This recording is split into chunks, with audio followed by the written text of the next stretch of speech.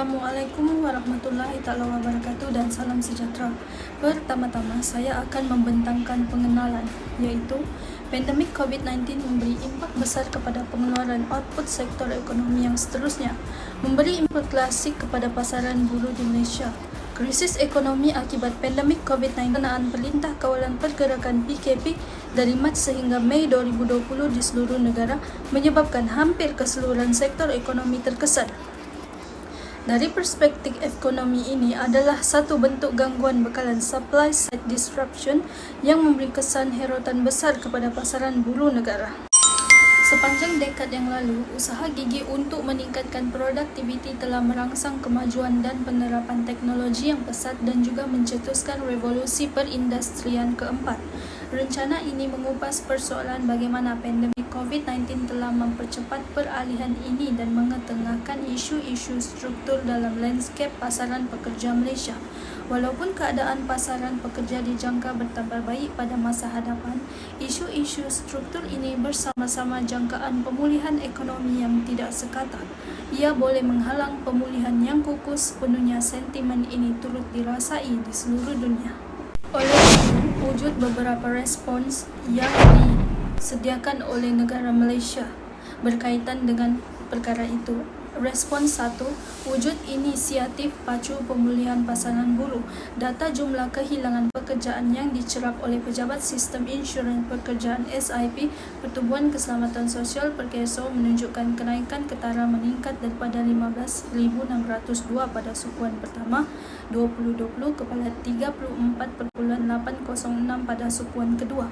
Sebagai tindak balas kepada gangguan pasaran buruh ini, Kerajaan Malaysia menerusi pakej rangsangan ekonomi prihatin rakyat prihatin dan pelanjana semula ekonomi negara penjana melaksanakan beberapa langkah pantas serta efektif dalam mengurangkan impak ke atas pekerjaan dan pendapatan golongan terkesan. Antara program itu adalah program subsidi upah PSU, program insentif pengambilan, bantuan mobiliti dan program latihan semula. Pengukuhan pemulihan pasaran buruh 2021. Dari perspektif pasaran buruh, belanjawan 2021 digubal bersandarkan kepada dua asas utama, iaitu pemulihan dan pembaharuan.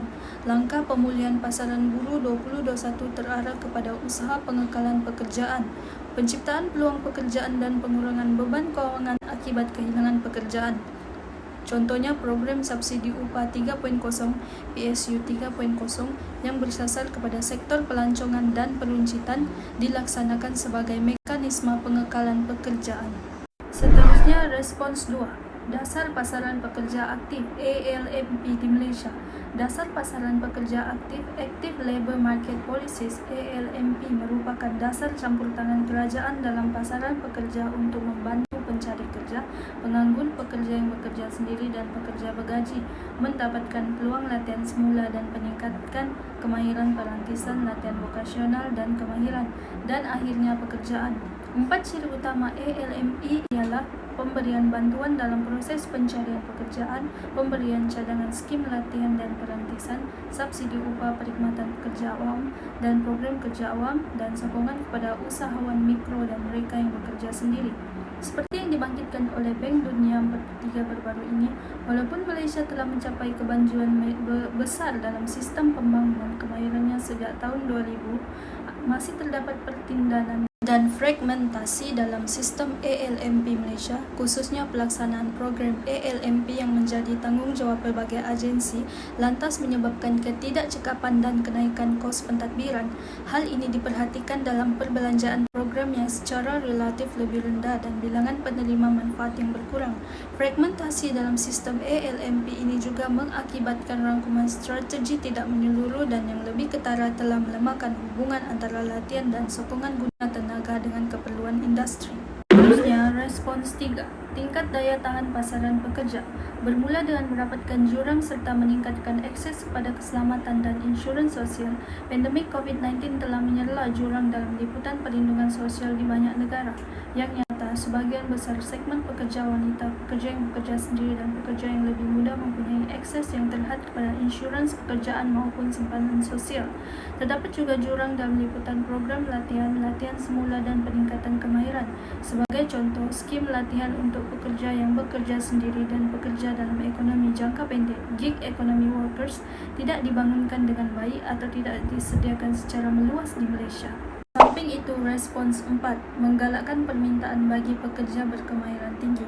Dalam hal ini, penerapan visi dan hala tuju strategik yang jelas adalah penting dalam tinjauan ekonomi dan monetari Bank Negara Malaysia 2019. Rencana bertajuk memastikan pertumbuhan masa depan menerusi pelaburan berkualiti menggariskan aspirasi pelaburan nasional, National Investment Aspiration (NIA). 5 kriteria penting untuk pelaburan berkualiti sejajar dengan matlamat menyeluruh pembangunan nasional 40.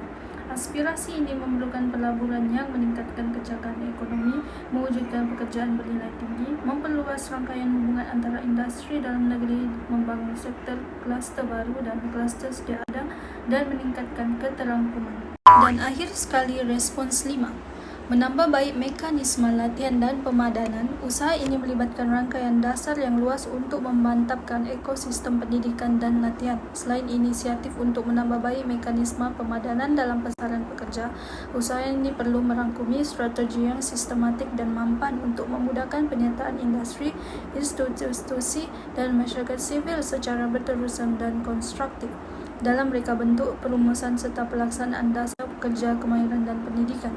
Di negara maju seperti Jerman, Australia, dan Korea Selatan, serta di negara jiran seperti Singapura, pembuat dasar peserta industri, ahli akademik, dan pemimpin masyarakat bekerja sama dalam berbagai majlis untuk mengenal pasti kemahiran yang diperlukan. Mereka bentuk rangka kerja peningkatan kemahiran dan kelayakan hingga mencapai standard yang dikehendaki. Mengemas kini kurikulum akademik dan kursus latihan dan penutup. Rencana ini membincangkan isu-isu struktur utama yang mengekang pasaran pekerja di Malaysia. Pertama, pergantungan yang berlebihan pada model pengeluaran kos rendah. Kedua, bekalan siswa baharu yang jauh melebihi pekerjaan berkemahiran tinggi yang diwujudkan. Ketidakpadanan kemahiran yang ketara antara siswa dengan keperluan industri. Kesan COVID-19 dijangka memburukkan lagi isu-isu struktur yang sekian lama dihadapi ini. Tambahan pula, perubahan yang disebabkan oleh pandemik mungkin mempercepat impak kemajuan teknologi yang mungkin mempunyai implikasi terhadap pemulihan pekerjaan yang berpunca daripada krisis serta jenis pekerjaan yang akan diwujudkan pada masa hadapan. Krisis kesihatan dan ekonomi yang berpunca daripada pandemik COVID-19 boleh dilihat sebagai titik tolak perubahan peluang untuk menyusun semula dan membina asas-asas ekonomi yang lebih teguh berikutan tercetusnya krisis. Dalam jangka panjang, dasar ekonomi perlu dijuruskan ke arah pembangunan pekerjaan berkemahiran tinggi dengan pendapatan tinggi dan dilengkapi fokus memajukan peningkatan kemahiran, menambah baik mekanisme pencarian dan pemadanan dalam pasaran pekerja, serta menggalakkan lebih banyak hasil yang lebih inklusif untuk segmen yang mudah terjejas dalam pasaran pekerja. Usaha-usaha yang sedang dijalankan oleh kerajaan untuk memperluas landscape statistik pasaran pekerja juga dialu-alukan. Hal ini disebabkan oleh pentingnya data yang komprehensif, terperinci dan tepat pada masanya mengenai perkembangan dalam pasaran pekerja bagi membolehkan analisis yang berkualiti dan perumusan dasar yang berkesan.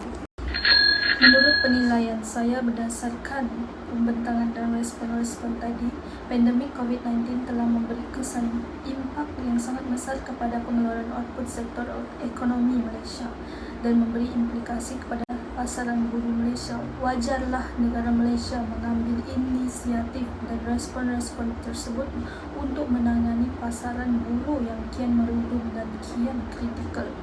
Oleh itu, menurut saya penilaian ini merupakan penilaian yang harus kita sedari bahawa kebijaksanaan strategi dan penyusunan pasaran buruh dan ekonomi yang dijalankan di Malaysia ini merupakan satu kebanggaan yang harus kita banggakan.